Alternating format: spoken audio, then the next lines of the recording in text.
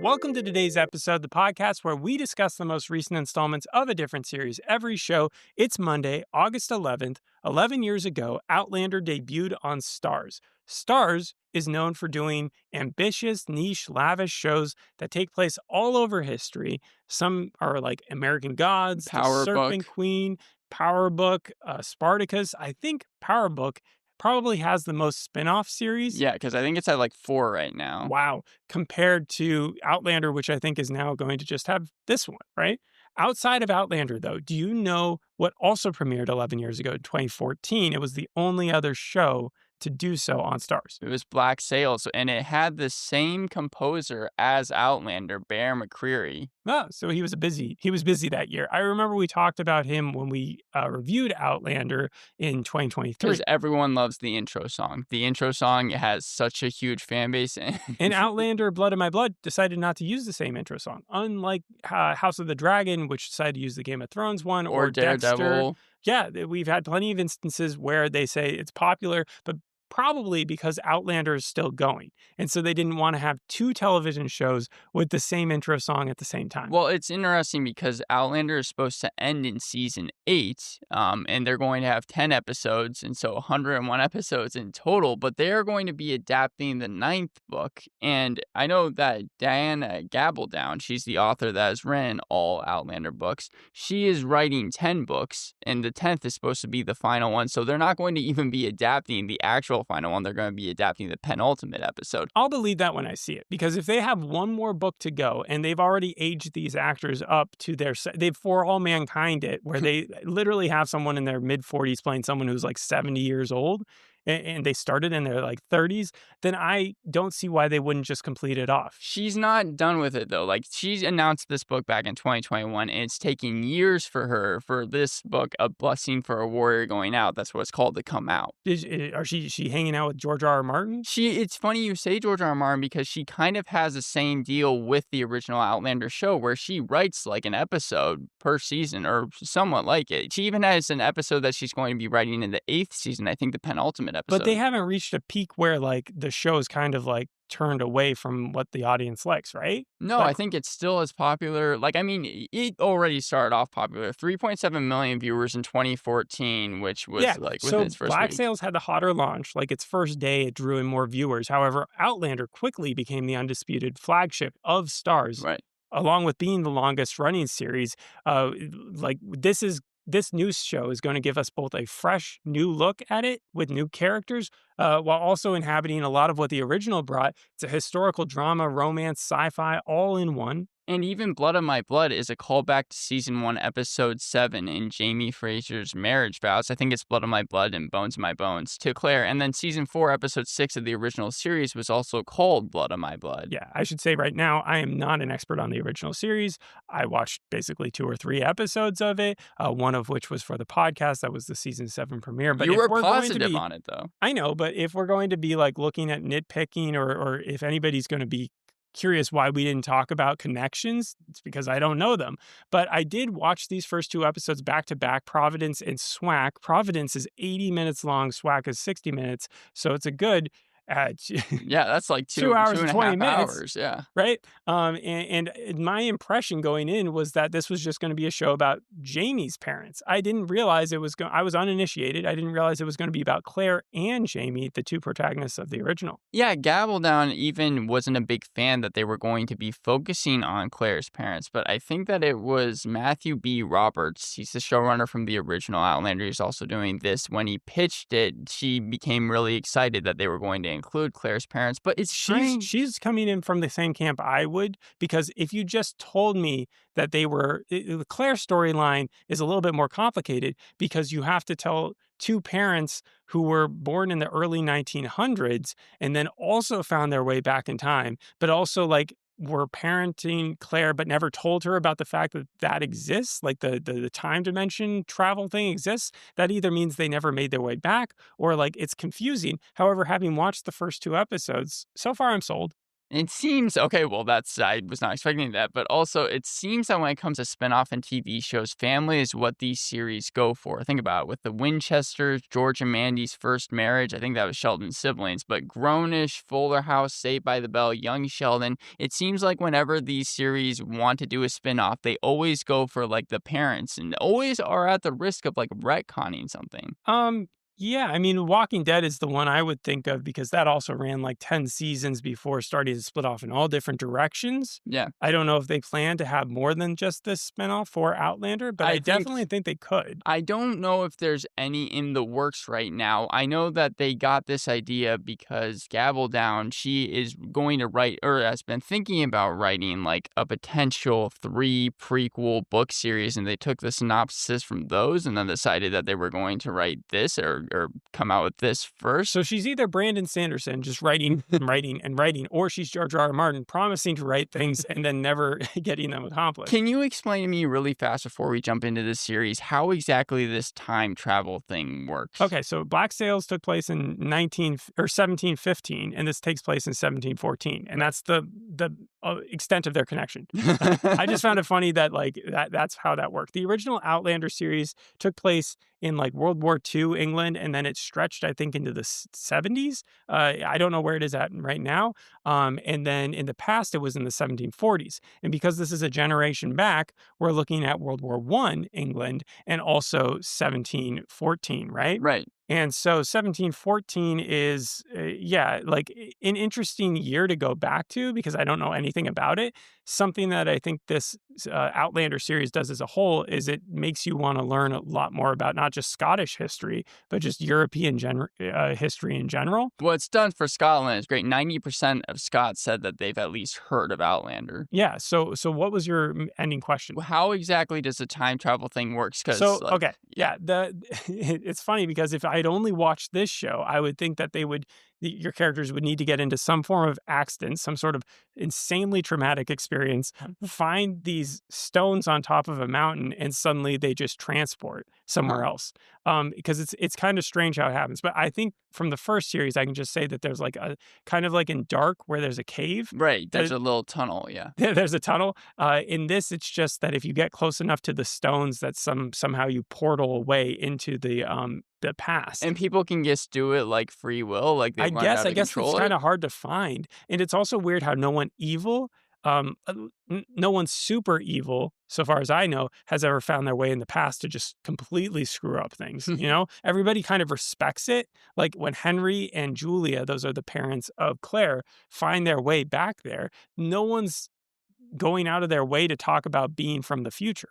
They're just trying to find each other. Because think about it. If you get lost from someone that you know, but in 1714, how are you going to find them without technology to use? Like, no one knows anybody. And in that sense, well, we should probably just jump into these first two episodes, right? Yeah. The first episode's called Providence, 80 minutes long. It reminded me a lot of Succession, Game of Thrones, and Running Point. Yeah, it seems like those 3 shows, they're all heading towards something like the family either wants the company, the throne, or like the basketball team. Right. So there's a dead dad, and his name I think was Jacob Mackenzie, and there's jealous siblings because all of them want to inherit what he was, which was the laird. I guess that's just the king of his domain, the person in front of the estate. What's interesting about the first episode, it also has a boar hunt, which we saw in Game of Thrones, which led to Robert Baratheon seceding like all his land and stuff because he dies, right? To Joffrey. And then there's this power struggle that's going on and a lot of belittlement of women. And that's where we're introduced to sharp-tongued, strong-willed, red-headed daughter of Jacob, Ellen Mackenzie, the apple of his eye. We see these in flashbacks where before he's dead, he's hanging out with her all the time and they're playing chess and they're talking to each other. We don't know if he was murdered or not because he does say, like, I'm not planning on dying anytime soon. So in the flashbacks, they don't you know that he dies, but like you don't exactly know how. The very first scene of the show is Ellen getting dressed up for her dad's funeral, us being told that he's dead, and that they're going to throw this kind of soiree where everybody in town, all the other families with their lairds and their money are going to come in, and they're going to see like what's up, whether or not the brothers are going to inherit this, whether or not there's going to be a third party involved, whether or not they could possibly try to infiltrate things. And where Ellen falls is kind of like she has always lived knowing that she doesn't have to get married. All her sisters were married off. It's kind of like in Game of Thrones to try to like conceal or consolidate power between the families. Right. She has been promised that she would never have to do that until now, where it seems like one of her brothers is very keen on using her, since she's beautiful, as a chip to try to secure power for himself. Okay, so two things really fast. One, you mentioned boar hunting. That I think is supposed to be an Easter egg because I know that there's a character called Murtaugh. In fact, you might even see like someone or someone in his family in this TV series, and he likes to Is he make friends with the bracelets. Frasers? I think so. Yeah. I think 'Cause he may even be part of the Fraser family, but so I think he's the cousin of Brian Fraser, who the is the person who falls in love with Ellen. The reason why it's an Easter egg is because boars are what he would make this necklace for. And whenever he made a necklace in the original series, it meant that he was in love with someone and he'd always give it to them. But going back to what you were talking about. Wait, before you go back to Yes. that. So there's a magical necklace, or is this just a No, regular these are necklace? just necklaces, but it always implied that whoever he gave it to, like, he was in love with them. So that So how was. many people did he fall in love with? Because I think he does like Ellen in this, but he never even meets. I don't know. Because he dies at the end of season 2 in the original Spoiler. series. Okay. Well, yeah, but I mean, like, I feel like people that are watching that should know that here. Okay. I mean, people should also know that usually when it comes to like super big romances, I'm not the biggest fan. Like Dangerous Liaisons was on my worst of. I remember, and a you few years ago. you compared Dangerous Liaisons to the original Outlander when we did it. Right, but not in a negative way. Like I would prefer this type of romance where it's like, even if you're not there to watch all the sex scenes and these people like instantly fall in love with each other and the yada yada yada of that, you can still find stuff to enjoy about it. And I do think that these four characters that are in love, they're compelling. Like I'm not getting the same sense. I remember in the first Outlander, the doctor who Claire was originally with, who she I think in the first season is like a will they won't they Right. because of Jamie's character. Like I'm not getting the sense of that between any of these four. Well, so you're saying that the 4 characters are better than even the 2 characters in the No, original I'm Outlander? just saying like the love triangle isn't as gross, I guess. Because like again, if it's clear that two are going to hang out because the poster tells you, Right. like you don't want to see it. What was confusing about this show was that it almost I was concerned that it would Riverdale it up where they're going to love each other, like they're going to Oh, start yeah, no, and then having it relationships because what happened is because Henry and Julia got separated from once they came back in time. Now I'm afraid that Brian's going to end up with Julia and Henry's going to end up with yeah, it'd be like a Ellen. weird Gossip Girl situation That's and all just a that stuff. fear that I have, but I am more under the impression because we already know that Claire exists and that Jamie is who his parents are going to be, that like the chance of those other ones hooking up and then not telling their kids about it or Right. however that worked, like that's not going to happen. So, going back to Ellen's storyline, you're saying that she got married off. Did she get married off? No, I'm saying that the possibility of her getting married off went back on the table as soon as her dad passed away. Okay. And that the brother that she was throwing her hat into the ring for is actually the one who's going to screw her over. Oh, okay. So this was a situation where it was like she was going to want him to kind of take over the estate, but he was just like, no, fuck that. Anyways, you're So- going to be married to whoever. No. So she's got like a ton of sisters, and all the sisters begrudge her because she was the apple of her dad's eye. Right. And literally, they're just smack talking her as she's walking the back part of the funeral, like caravan or whatever. They're all walking down like some road somewhere, and she's just listening to them bash her. And so she's, and then her brothers, she's got the two of them. One, Dougal, he's just like, he runs around with these bandits, kind of like Robin Hood, and cuts people's fingers off. And he like loves to fight and kill people and stuff. He wants to lead just because he's like a tough guy, you know? And the other one is like the little finger of the crew. He's just watching and waiting. More methodical. Yeah, he's the thinker. Right. And so he seems like he would be the smarter choice, but then if we're slowly finding out that he like kind of he will do anything to get ahead. And so by the end of the first episode, when Ellen goes missing for a little while and they assume that she had been taken by the Grants, which is this other rich family that they hate, that's when like stuff happens and they get upset with her when she shows up and she's fine. And he says, "You're going to rely on one of us one of these days when we find out who's going to be the laird. And so you better be more grateful." And then she's like, "Well, if that's the case, I'd rather the Grants just come in and kill us now because I don't want to be beholden to you." Despite the fact that earlier on in the episode, she had said, "I want you to be the next king of the household." Why? Did they ever Because it just explain? seemed like they were closer. But then that's where he kind of says in confidence to this advisor that they have, who is played by the guy from Industry, I'm trying to find his name here, Ned Goen. That's who he plays in the show. Pretty level-headed character, but also funny to see. He hears that Colin would be open to marrying his sister off to the Grants, the people who they had just accused of stealing her, in order to get their money and also consolidate their power. Do we know how the Grants got their money? Because Isaac Grant and the person that played him was Brian McCarty. This is actually his last television appearance because I think he died in 2024. But do we know how? Are they just like are they kind of like a king family as well? Right. There's a lot of factions here, and you've got the Frasers, and you've got the Grants, and you've got the Mackenzies, and a whole other litany of them. What you got to know, though, is that even though Dougal hates the Grants for their money, that's really the only reason he dislikes them. Mhm. Um, they're still technically supposed to be on speaking terms. The Frasers, though, they're supposed to hate. So when Ellen falls in love with Brian Fraser, both of them know that's a bad deal. But It's it's just the thing Romeo that and makes it even Juliet. hotter for them. That's the thing that makes so that they definitely, because Malcolm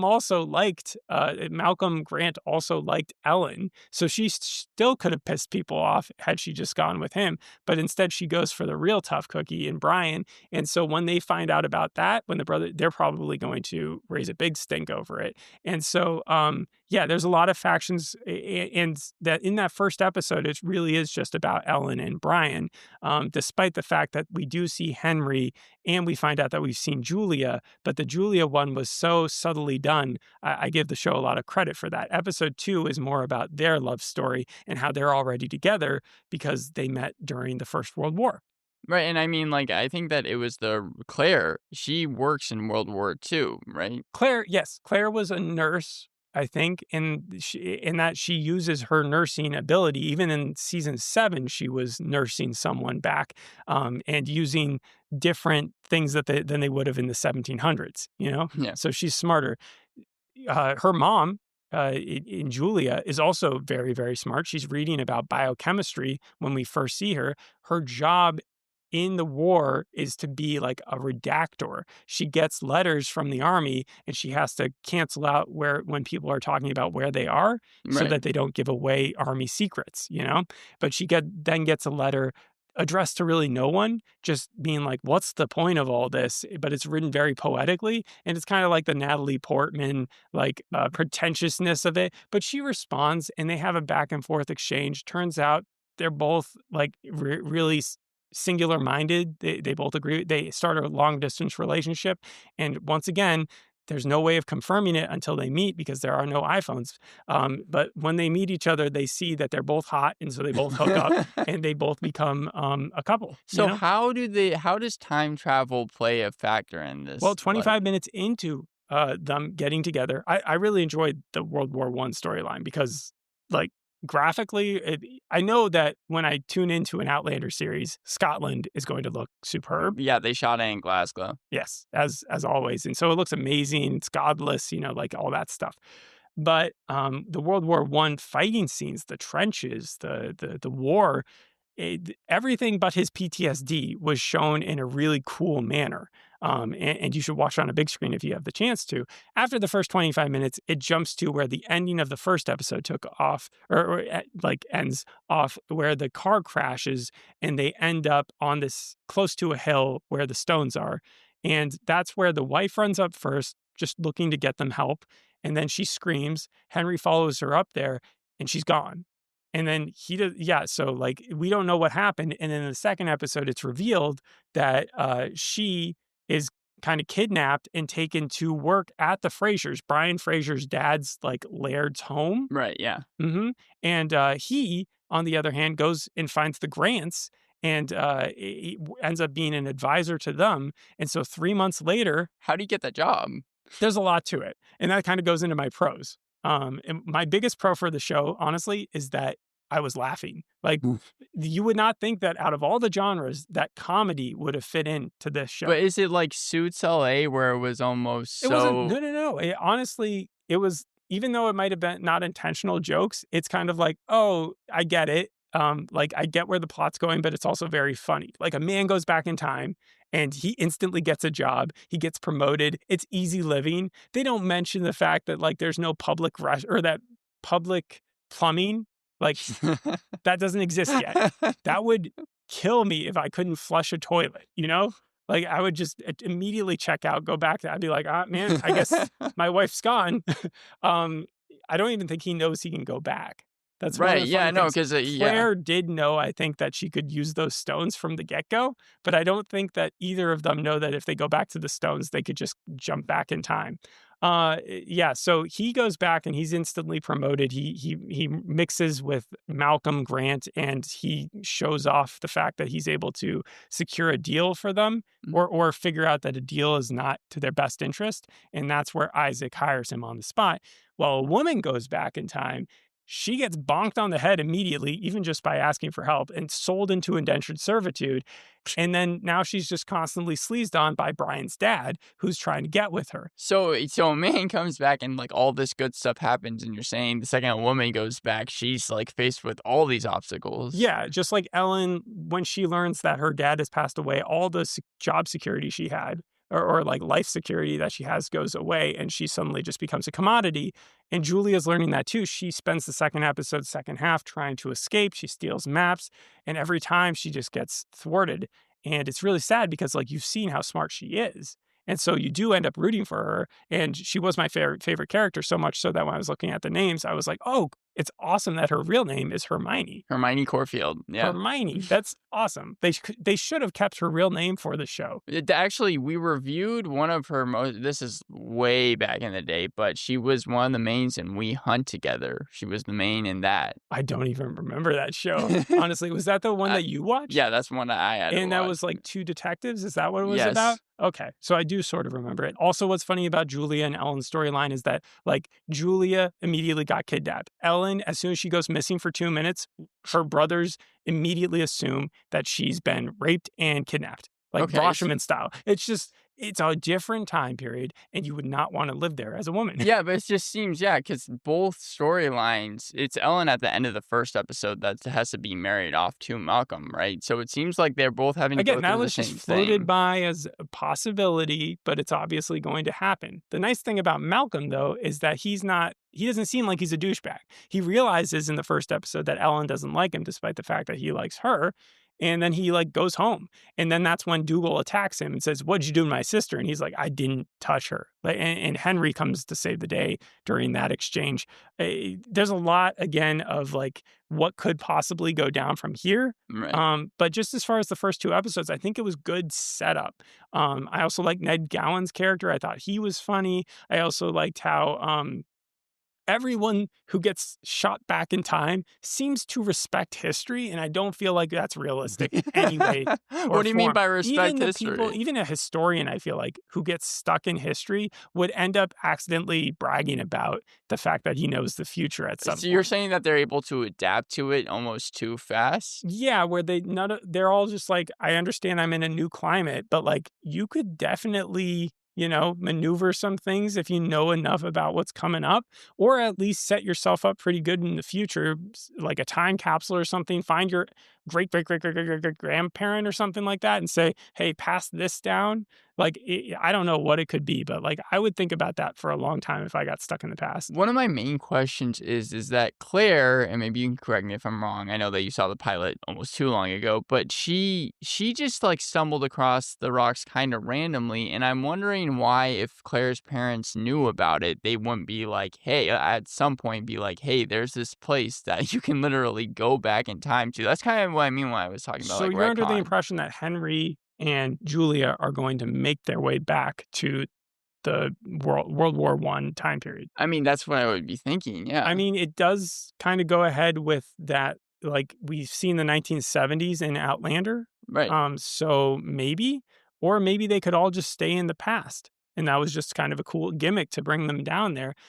Claire already exists. She could be raised by her aunt and uncle, for all I know. But then she grows up without parents. So it Maybe would she be did. like, yeah. I haven't seen the series, so I don't know for sure. As far as the other pros, I would say we know the landscape. We know World War One looked good. Ellen's backstory was probably my least favorite, but the dad's skewering, like dastardly line. He was like so nice to her until he was like, "If you only had a cock, I would give you the whole entire like estate," you know. And it was just like, dude, you were such a good dad until that moment, so that was, Do I you think, ever very effective. do you ever learn why he dies? No, I said we already Oh, said yeah, we that's weren't sure if he was murdered or not. right. No, no, no. Yeah, sorry. I know that Ellen and Brian, they both hadn't seen the original Outlander, so they both decided to binge watch it actually together, all 7 seasons of it. But it doesn't sound like you have to like have seen Outlander to really understand I this. don't think so. Not so far. I would say that my least favorite things about the show is that they didn't use the same title sequence. They are consistently, the second episode is called SWAC, right? Yes, Okay, and SWAC as an acronym is kind of awful. It's way too similar to swag. sealed with a kiss. Yeah, sealed with a kiss. They end the second episode both writing letters, Henry and Julia, to their prospective husband wife, and trying to be like, hey, we're both looking for each other, but Julia is kind of giving up hope. At the end of the second episode, she makes a real deviant escape plan. She steals the maps. She's on her way out. That's when Brian catches her, brings her back before his dad's goon can kill her or worse. And then, so when they get back, the dad is still mad and Brian ends up taking the whipping for her. That's when I was like, oh no, is she going to start liking Brian now? And is she going to hook up with him now that she thinks her husband is like completely away and never coming back? Yeah, Like that would be the excuse she uses. Well, at the same time, Henry has worked out a deal with, even though he works for the Grants, with the Mackenzies, where perhaps Mackenzie, they had their own advisor. Remember the guy played by the guy from Industry, Connor right. McNeil? And that guy would use his influence to try to find out, because he knows that he's looking for a particular woman, where Julia might be. And I do think my favorite moment is that in the first episode, unknown to me, that Julia is actually the handmaiden who is hit on by the Fraser elder dad. The fact that she was just introduced in that way was so cool. Where in the second episode, I wasn't 100% sure when the timing happened. Like the 3 months later, I think was shown afterwards. So I didn't realize right off the top whether or not she was the same lady. And then when I did, I was like, oh, that's cool. That's a cool So moment. yeah, so you basically you realize in the second episode after they showed her in the first. It would just be weird though if Claire's parents were super duper close. I agree with you with Jamie's parents, and they just neither of them ever knew about it. You know, like that's just so odd. Well, and that's why I was bringing up the Winchesters before, because I remember, like, in Supernatural, they had always shown the backstory, and then they had to, like, just completely change it for that. So that's what I mean when I say that, like, the show always runs the risk of that, is that they It can didn't give easily me the do that. impression that it didn't know what it was doing. It did seem like from even when they were showing the time periods and where they were, like that they've put a lot of science into trying to make this work. Well, not only that, the original series, it's already been renewed. Like 2 weeks prior to this episode even premiering, it was renewed for season 2. Production is already underway. They're already shooting it. It reminded me of like Your Friends and Neighbors, which I know was filming season 2 even as season 1 was being Starz does that a out lot. there. In the original Outlander, they renewed it really quickly. In the original Black Sails, I think they renewed it before it came out. Yeah, so same thing as like kind of this. Yeah. Well, like before, like well Oh, you before. mean like months Yeah, beforehand? Yeah. like they just heard about the production. They were like, "That's really cool, Michael Bay. You get all the money." Yeah. So does this set us up for the parents of the parents to then have a like, how far down the line are we gonna go What's the family with the tree like? Mackenzies and the Frasers? And yeah, is everyone gonna be related in the end? Are we gonna find out that someone's dad is also someone's, like, great, great, great, great, great grandfather or I'm something? about to make a reference that no one's going to understand, but Into the West, which is like a TNT TV type series, kind of did that where it just got so big in terms of like Right. families that this could end up being like that. This isn't supposed to be a limited series. I know like it's supposed to go for multiple seasons. Do you have any idea where the season or the show could be going now? Brian is definitely gonna help Julia escape. Whether or not they have sex before then would be kinda awkward, but I do think that Brian likes Ellen enough where he is saving herself. I think Ellen is going to be stuck with Malcolm.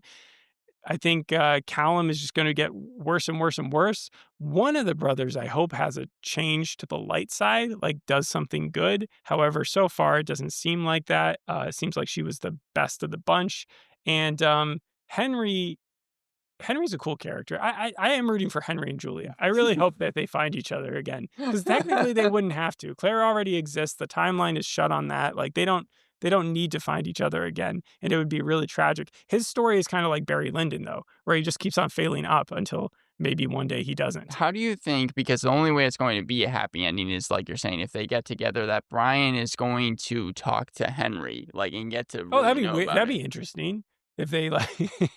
I have a daughter who's But is there any way for that to actually happen? sure. I'm sure Brian and Henry will come across each other. He may even thank him when he gets his wife back if he's helped him. I have no idea where the show is going to go in that regard.